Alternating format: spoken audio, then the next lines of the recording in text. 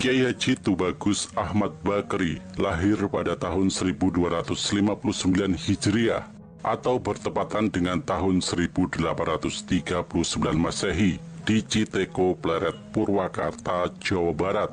Beliau merupakan putra pertama dari pasangan Kiai Haji Tubagus Saidah dan Umi. Selain Kiai Haji Tubagus Ahmad Bakri, dari pasangan ini juga lahir Tubagus Amir dan Ibu Habib. Kiai Haji Tubagus Ahmad Bakri lebih dikenal dengan sebutan Mama Sempur. Mama merupakan istilah bahasa Sunda yang berasal dari kata Rama, artinya bapak. Di kalangan masyarakat Jawa Barat, kata mama ini biasanya disematkan kepada ajengan atau kiai, sehingga sebutannya menjadi Mama Ajengan atau Mama Kiai. Sementara Sempur dalam sebuah desa yang ada di Kecamatan Pleret, Purwakarta, Jawa Barat. Dari jalur ayahnya, silsilah Kiai Haji Tubagus Ahmad Bakri sampai kepada Rasulullah Shallallahu Alaihi Wasallam, sebagaimana dapat dilihat dalam karyanya yang berjudul Tanbihul Muhtarin halaman 22, sebagaimana berikut. Kiai Haji Tubagus Ahmad Bakri bin Kiai Haji Tubagus Saidah bin Kiai Haji Tubagus Hasan Arsyad Pandeglang bin Maulana Muhammad Mukhtar Pandeglang bin Sultan Ageng Tirtayasa bin Sultan Abdul Ma'ali Ahmad Kenari bin Sultan Abdul Mafakir Mahmud Abdul Qadir Kenari bin Maulana Muhammad Ing Sabda Kingking bin Sultan Maulana Yusuf bin Sultan Maulana Hasanuddin bin Sultan Maulana Syarif Hidayatullah bin Sultan Syarif Abdullah bin Sultan Maulana Ali Nurul Alam bin Maulana Jamaluddin Al-Akbar bin Maulana Ahmad Shah Jalal bin Maulana Abdullah Konsah bin Sultan Abdul Malik bin Alwi bin Muhammad Sohib Mirbat bin Ali Qoli Qosam bin Alwi bin Muhammad bin Alwi bin Sayyidina Ubaidillah bin Imam Al-Muhajir ila Allah Ahmad bin Isa An-Nakib bin Muhammad An-Nakib bin Ali Al-Arid bin Imam Jafar Asyadik bin Muhammad Al-Bakir bin Imam Ali Zainal Abidin bin Sayyidina wa Maulana Husain bin Sayyidatina Fatimah Az-Zahra binti Rasulullah Shallallahu Alaihi Wasallam. Ayah Kiai Haji Tubagus Saidah yang juga kakeknya Kiai Haji Tubagus Ahmad Bakri adalah Kiai Haji Tubagus Arsyad. Namun Kiai Haji Tubagus Saidah nampaknya tidak berminat untuk menjadi Qodi Kerajaan Banten, menggantikan posisi ayahnya, dan dengan berbagai pertimbangan akhirnya ia memutuskan untuk meninggalkan Banten. Perjalanan Syekh Tubagus Arsyad dari Banten membawanya sampai ke daerah Citeko, Pleret, Purwakarta. Di tempat inilah Tubagus Saidah bertemu dan menikah dengan Umi hingga berputra Tubagus Ahmad Bakri pada tahun 1839 Masehi. Mama Sempur wafat pada malam Senin, tanggal 27 Zulkaidah, tahun 1395 Hijriah, bertepatan dengan 1 Desember tahun 1975 Masehi. Keluarga Kiai Haji Tubagus Ahmad Bakri adalah keluarga yang taat beragama. Ayahnya pun merupakan salah satu ulama karismatik, sehingga pendidikan agama Kiai Haji Tubagus Ahmad Bakri di usia dini diperoleh melalui ayahnya. Adapun ilmu-ilmu yang dipelajari oleh Kiai Haji Tubagus Ahmad Bakri meliputi ilmu tauhid, fikih, nahwu, saraf, hadis, dan tafsir. Dalam kitab Idlah Al-Karatoniyah Fima Yatalaku Bidlalati Al-Wahabiyah halaman 27, Mama Sempur menyebutkan guru-gurunya sebagai berikut: Syekh Raden Haji Muhammad Roji Goyam, Syekh Ahmad Satibi Al-Konturi, Syekh Muhammad Basri bin Abdillah murid dari Sayyidina Utsman dan Syekh Raden Haji Muhammad Roji Goyam, Syekh Saubari, Syekh Solih bin Umar, Syekh Masum bin Salim, Syekh Ahmad Dahlan bin Abdillah, saudara dari Syekh Muhammad Mahfud At-Tarmas, Tuan Syekh Habib Utsman. Pengembaraan di dunia intelektual tidak membuat Mama Sempur merasa puas. Untuk itu akhirnya ia memutuskan untuk berangkat menuntut ilmu ke Mekah.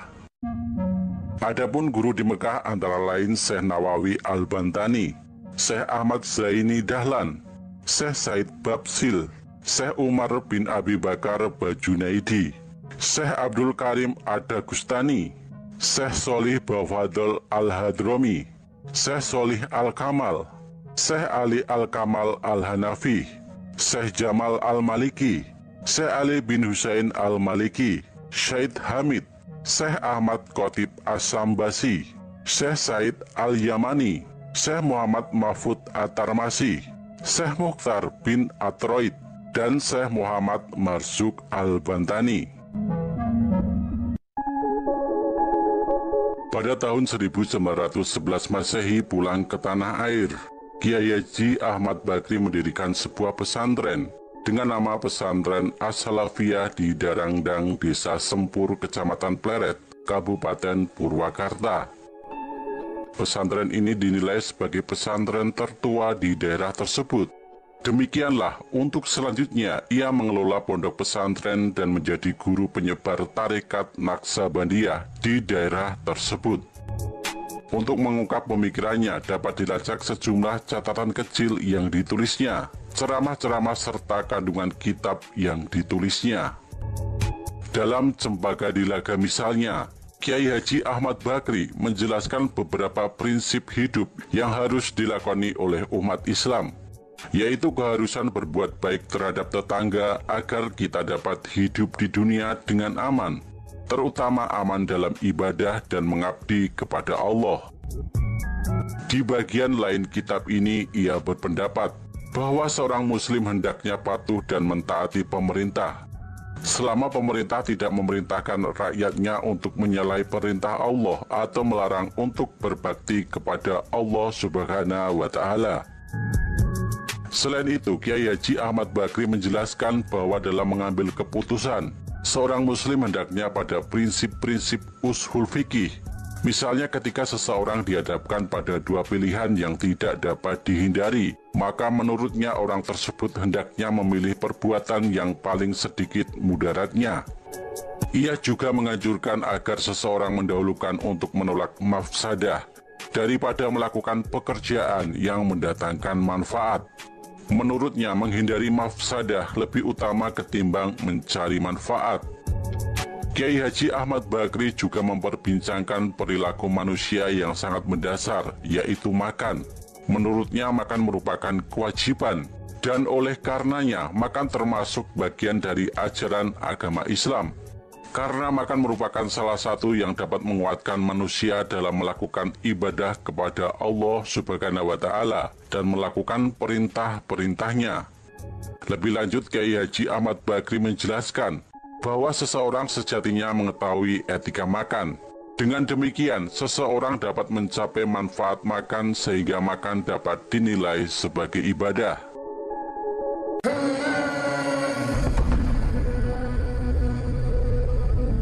Beberapa santri Kiai Haji Tubagus Ahmad Bakri yang menjadi ulama terkemuka di antaranya Kiai Haji Abuya Dimyanti Banten, Kiai Haji Raden Ma'mun Nawawi Bekasi, Kiai Haji Raden Muhammad Syafi'i atau dikenal dengan Mama Cijerang Bandung, Kiai Haji Ahmad Sujai atau Mama Cijengkol, Kiai Haji Isudin atau Mama Cipulus Purwakarta.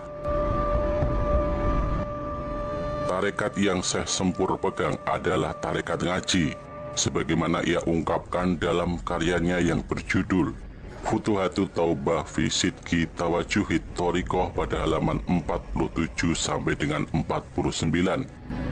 Ari anu pang afdolna tarekat dina zaman ayana, jeung ari leuwih dekat-dekatna tarekat dina wusul ka Allah Ta'ala, sarta bener jeung ikhlas.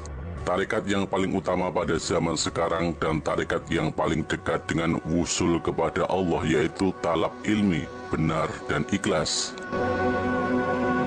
Pernyataan Syekh Tubagus Ahmad Bakri tersebut dikutip dari jawaban seorang mufti Safiyah Syekh Muhammad Said Babasil yang mendapat pertanyaan seputar tarekat dari Syekh Ahmad Khotib. Dialog kedua ulama tersebut dikutip oleh Mama Sempur dalam kitab Idharu Zuglil Kadibin, halaman 61.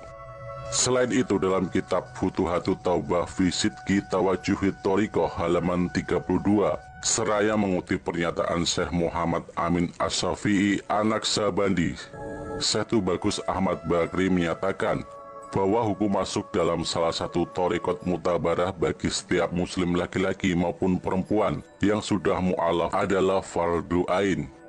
Sehingga menurut salah satu riwayat, Syekh Tubagus Ahmad Bakri pun tetap menganut thariqat mutabarah. Adapun thariqat yang dianutnya adalah thariqat Qadiriyah wa Naqsabandiyah. Sementara mengenai thariqat ngaji, Kiai Haji Mutamad, salah satu murid Syekh Sempur, pengasuh pondok pesantren An-Nur Subang, menuturkan, setiap pukul 6 pagi, Mama Sempur sudah bersila dan berzikir di dalam masjid, mendirikan sholat subuh berjamaah, wiritan dan kembali berzikir sampai waktu duha melaksanakan sholat duha. Dilanjutkan dengan mengajar ngaji santri sampai pukul 11 siang. Usai mengajar ngaji santri, jadwal pengajian selanjutnya adalah mengajar ngaji para kiai sekitar kampung, yang selanjutnya dengan salat zuhur berjamaah. Kemudian pulang ke rumah dan istirahat, namun ia tak pernah bisa beristirahat sepenuhnya, karena sudah ditunggu para tamu sampai waktu asyar. Selepas salat asyar, Mama Sempur kembali mengaji bersama para santri, hingga menjelang maghrib. Setelah salat maghrib, ia istirahat sejenak dan salat isya, kemudian mengajar santri kembali hingga pukul 11 malam. Bahkan menurut satu riwayat, kebiasaan Mama Sempur yang pernah diketahui oleh santrinya adalah dia tidak pernah batal wudhu sejak isya sampai subuh dan tidak pernah terlihat makan.